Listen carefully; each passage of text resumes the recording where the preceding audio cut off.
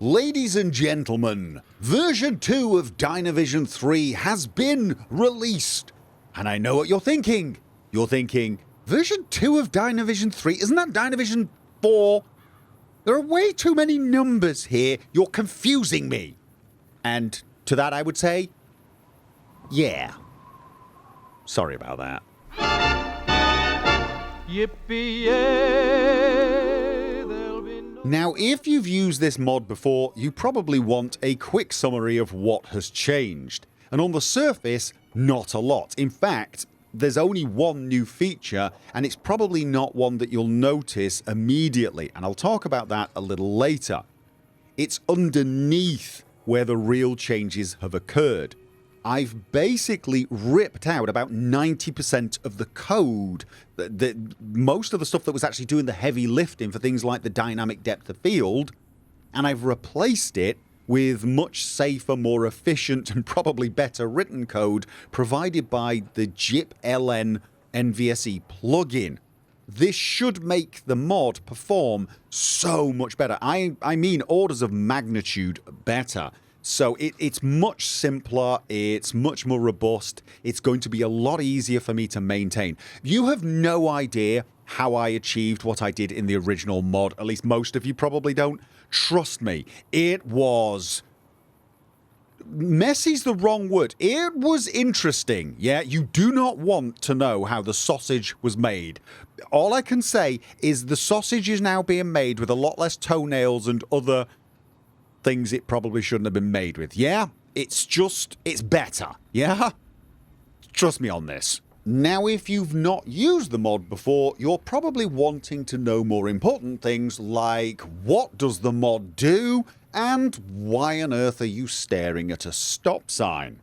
Well, the mod is a visual enhancement mod. It adds a number of things like dynamic depth of field, lighting tweaks, stylistic filters, and even film grain. And the reason I'm staring at the stop sign is it allows me to demonstrate the dynamic depth of field. And that is where the game focuses on whatever you're looking at and sort of blurs out anything either in the background if you're focusing on something close to you, or the foreground if you're focusing off in the distance. Notice how the stop sign is now a little blurred, but if I look at it again, now the background starts to blur.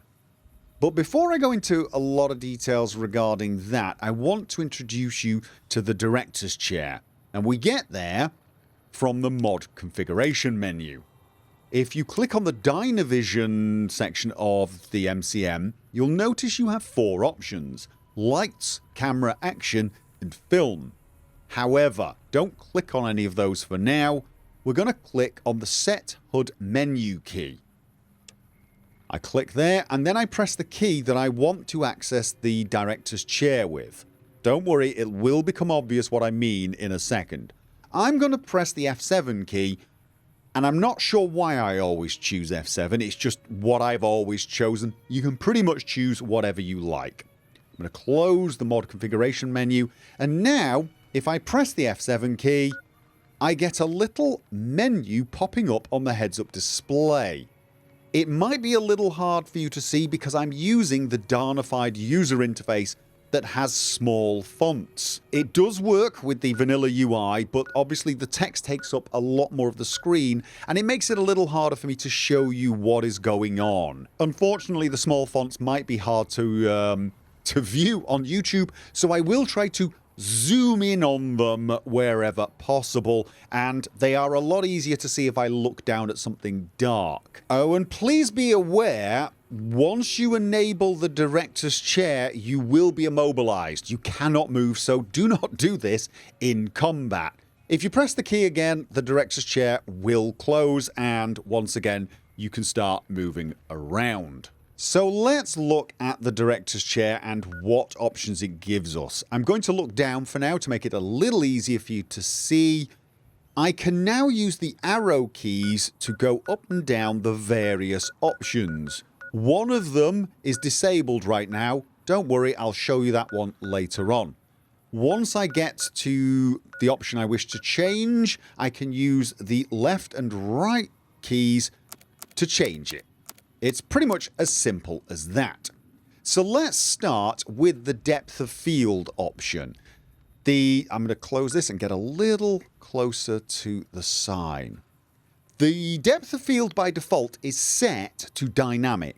That means, as I showed you before, wherever I look is where I will focus. So I focus far away, the near objects get blurred.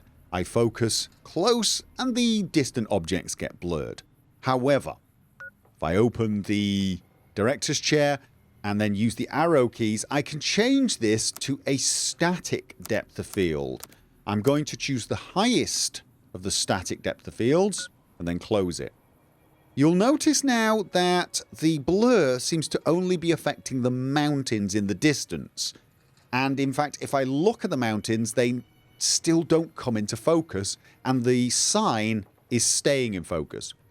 The depth of field is now set to pretty much only blur the distant terrain. This is something that some people will like because, let's face it, the game generally has pretty bad distant terrain and it's very, very stable. You could choose this option if all you want to do is hide that ugly terrain. Personally, I actually prefer the dynamic depth of field because I quite like that camera focus effect. So that is what I'm going to leave it with. I can change the settings of the dynamic blur. For example, it defaults to medium. You can change it all the way down to very low, and you'll notice now that the effect is very faint. The blur in the background is very faint. Now that I'm looking in the distance, the blur on the sign is very faint. If I then change it to very high, well, you can see immediately even the truck is now pretty blurred. And if I look in the distance, the stop sign is now very out of focus. You can find whichever strength works for you. You can also change things like the focus speed. Currently it's set to the slowest, which means if I look down there and then look back, the defocus effect, if you look at the distant terrain, if you look at the shack down at the bottom, and I look at the stop sign, it blurs slowly. The focus seems to shift in. Now, don't worry, the item you look at, the stop sign, comes into focus very quickly. So it doesn't really affect your gameplay, but it means that the defocus off in the distance is kind of soft. But if you want, you can make it very snappy. So now it's pretty much instant. As soon as I look at the stop sign, the distant terrain will become blurred. Again, personal preference, I quite like the slow, soft effect. All of those settings can be changed in the mod configuration menu under camera. You can change the type of depth of field you're going to have, the focus speed, the blur, and a number of other options which I will allow you to discover for yourself. Basically, it's a good idea to play around and see what works for you, and then you can check it out in game. Of course, the advantage to the director's chair is you can see it happen as you make the changes. You can actually see and say to yourself, right, I think I'll stick with the medium depth of field, for example. So that's the depth of field. Let's move on and look at some of the lighting options. I'm going to open up the director's chair again, and I'm going to move up to the Imaginator emitter. It's currently set to off. If I press the right mouse button, it's now changed to Mercurios's Marvelous Modification, URWL. Mercurios was the mod maker that was helping make the Imaginator with MGE, My Good Eye. So those are some of the mod authors that I collaborated with to make various mods that ended up being merged into this DYNAVISION 3 mod. And I can change to low, medium, high. I can then change to MGE's Hypnorama, Big Light Low, and so on. You can flick through the various different options, and as you can see, the effect applies immediately and you get a sense of how the game will look once you're actually playing. So this is the advantage of using the director's chair. However, if you want more control, you can close the director's chair and go to mod configuration menu, DYNAVISION and lights. Again, you can change the emitter settings here from this menu, or you can tweak everything yourself manually. You could change the contrast by clicking on it and then changing the slider. It goes from minus 195 to 200, so let's get a bit more contrast. And then go in game to see what has happened. Let's try cranking it up even further. Let's just go nuts, shall we? There you go. There's nuts for you. Oh, good grief. Yeah, that is pretty nuts. I'm going to click on that and then go back to default. And then saturation. Maybe you want a really highly saturated game. Let's go with 100 on the... Whoa, okay, that's pretty trippy. Yeah, maybe you want a trippy experience. Hey, you find what works for you. And if trippy works for you, then trippy it is, yeah? Or maybe you just want a slight tint. Maybe you want just a little more blue. So you can change this from 0 to 25. Let's just go with 9 more blue. There you go. You've got a blue feel to your game. Obviously, the possibilities are endless, and I encourage you to play around and find the values that work for you. Now, the mod also has a lot of pre-made filters that go way beyond just changing the lighting. There are 2 sets of filters. There's the Cinemator filters and the Cinematech filters. They're essentially the same thing. They were just provided by 2 different mods that were merged into this one. I've kept them separate on the menu just basically because. So, I'm going to select the Cinemator style. I'm going to press the right arrow key to select the first one, and that is rich colour with blue shadows.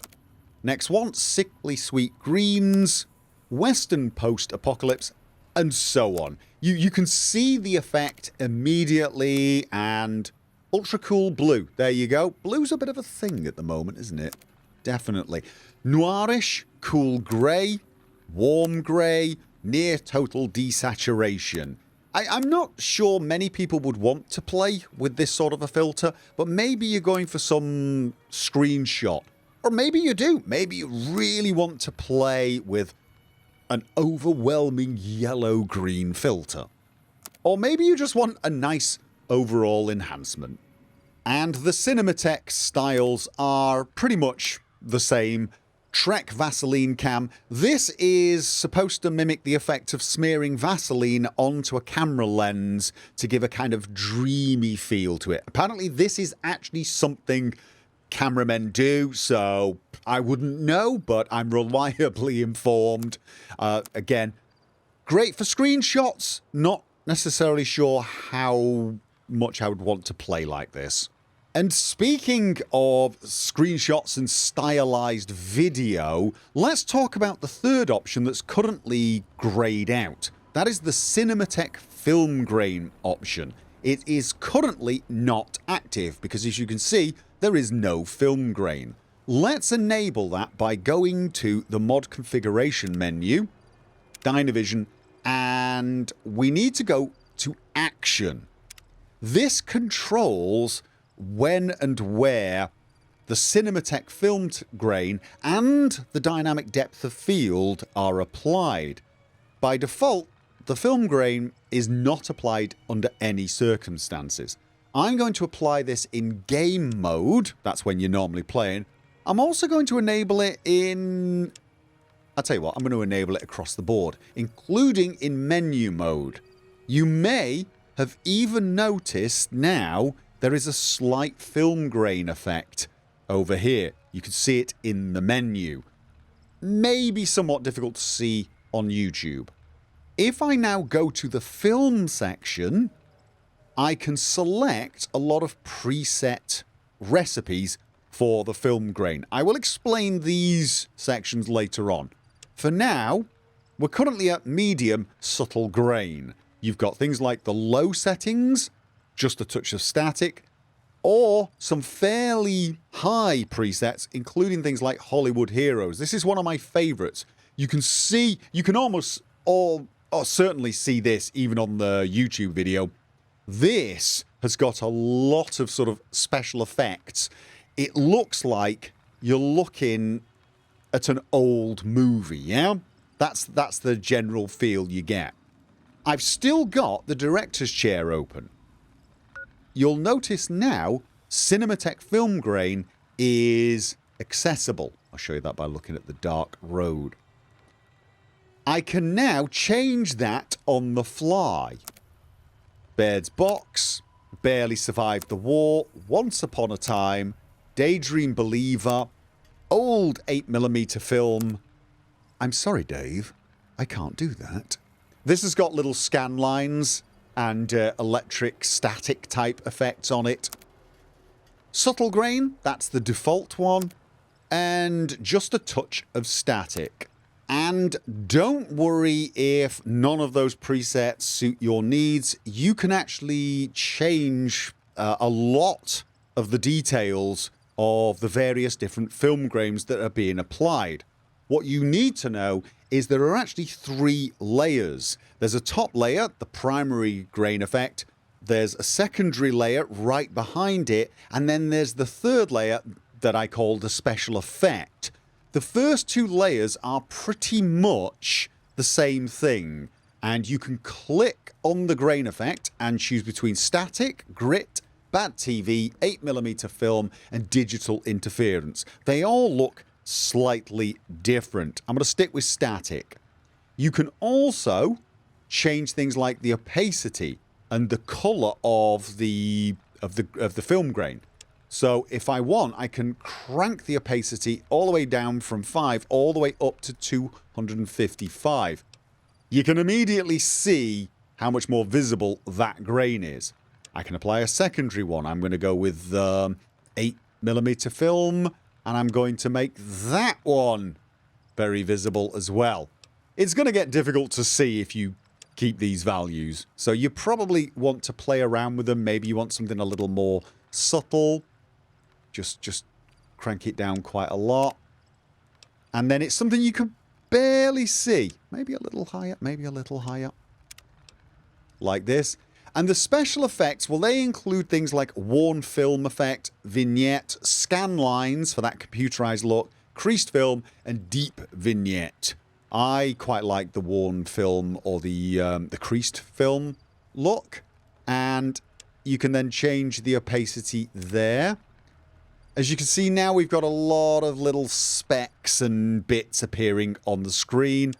Let's drop that down a little so that it's a lot fainter. Go back in game and see it. And as you can see, it's similar to the Hollywood Heroes, but it's a bit more subtle. So you've got more or less total control over the film grain, including control of when it will appear. Because maybe you like this for those stylized moments. Maybe you want to do a bit of video recording. Maybe you want to take some screenshots. But when playing, this is too much. Don't worry. You do have quite a lot of options underneath the action section of the mod configuration menu. This control extends not just to the film grain, but to the dynamic depth of field as well. In both instances, you can set it so that it appears when in game mode, if you want. That is basically here when playing. So I could decide, you know what, I don't want the film grain on during game mode or combat. I don't want it on during combat. But I do want the depth of field on when I'm playing. But I don't want the depth of field on when I'm in combat, because I want to be able to focus on absolutely everything very, very easily. The film grain you can set to appear in the menu mode. That's very useful if you want to actually adjust it from the mod configuration menu. But maybe once you've done it, you switch it off so that it doesn't come on every time you open. And this leaves the film grain only coming on in screenshot mode. I will explain that in a second. For the dynamic depth of field, you've got the same options, except the last one allows you to turn the depth of field effect on and off in indoor situations. So maybe you want the depth of field when you're outside to hide those horrible mountains, but you don't want it applied indoors. You have the option right here. So let's talk about this screenshot mode. What is this? Well, right now, the film grain is not going to appear in anything other than screenshot mode. So if I go in game, everything is crystal clear right now. Screenshot mode is something that's added by OneHUD, the immersive HUD part of that particular mod. For those of you that don't know, OneHUD is a mod that hides the heads-up display. You can see there's no heads-up display, but you press a key, I by default, and the heads-up display appears. And press it again, it disappears. Now, it's actually more complicated than that. For example, if you take out a weapon, I don't actually have a weapon equipped. Certain things will appear. You can see the crosshair, you can see the weapon condition, ammo, etc. I put the weapon away.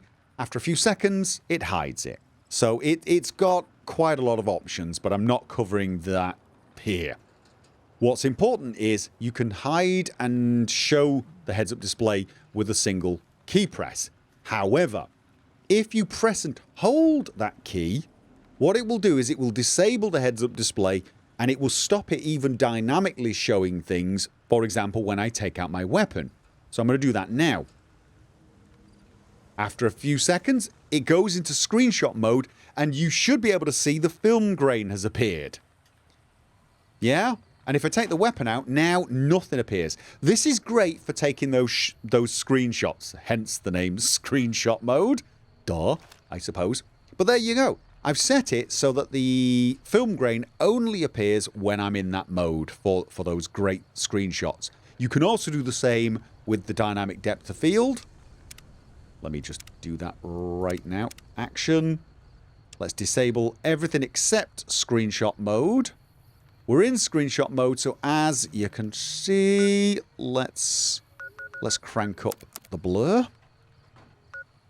We've now got a lot of depth of field and we've got a film grain. I'm going to press the I key again and that will cancel screenshot mode and immediately everything comes into focus and the film grain disappears. Have I been here that long? Night has fallen. Answer, yes. Well, maybe it's appropriate because we are almost done anyway.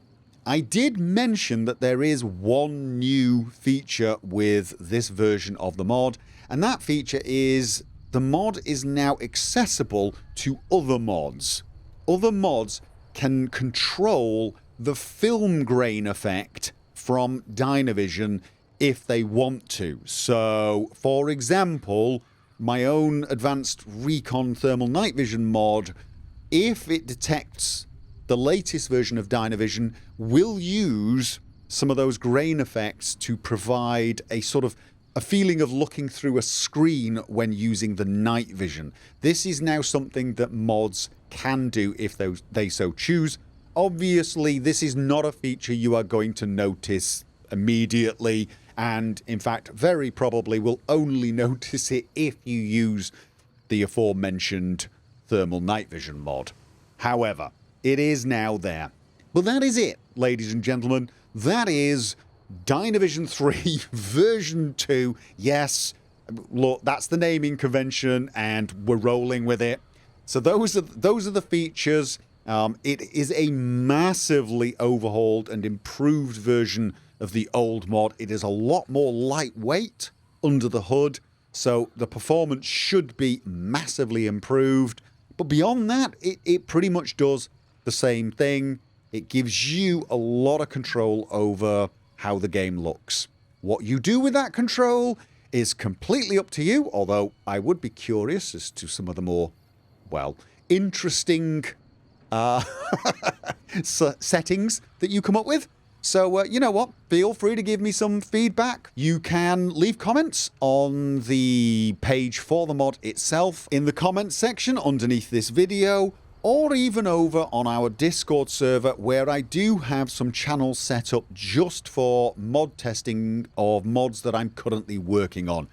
I'd love some feedback. I will try to read them all, and thank you for trying the mod out if you decide to do so. So that is it for me. I will see you next time, and until then, remember, as always, have fun. 'Cause I got spurs that jingle, jangle, jingle.